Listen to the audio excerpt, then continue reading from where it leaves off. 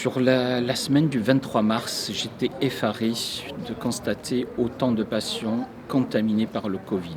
J'avais fait un dépistage auprès de 55 patients. Sur les 55 dépistages que j'ai réalisés, 39 sont revenus positifs.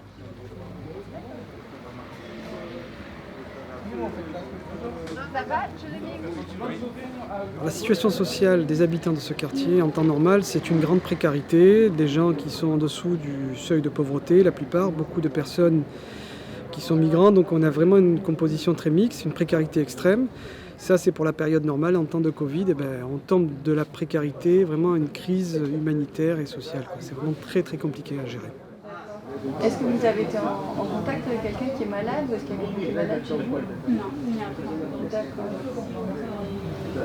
Mais j'ai peur, j'ai trop peur. Je comprends.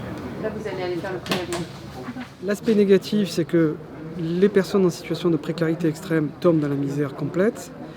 L'aspect positif, c'est qu'il y a un élan de solidarité qui s'est mis en place de manière spontanée par le biais de certaines associations. Il faut savoir que la plupart vivent dans un T2 à 3, 4, 5, 6. Il y a beaucoup de familles qui ont été touchées. Et donc nous, on essaie vraiment de les aider dans le confinement. En plus, il y a de l'aide alimentaire, il y a de l'aide psychologique. D'accord. C'est votre médecin qui vous avait demandé? Ouais.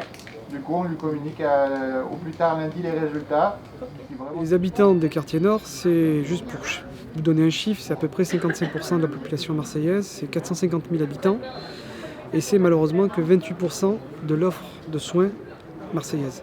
Donc forcément, en période de crise sanitaire, les gens ne trouvent pas d'offres médicales suffisantes. D'où l'intérêt de monter un dispositif comme celui-ci, en plein cœur des quartiers nord. Tu as mon masque? Ouais. T'as le nez pris ou? Un peu.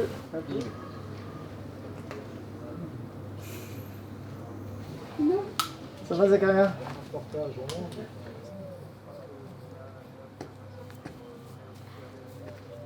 On s'est associé donc à deux centres de santé qui œuvrent au quotidien dans les quartiers, donc le centre de santé Malpasset dans le 13e et les châteaux en santé dans le 15e, ainsi que l'hôpital nord de Marseille.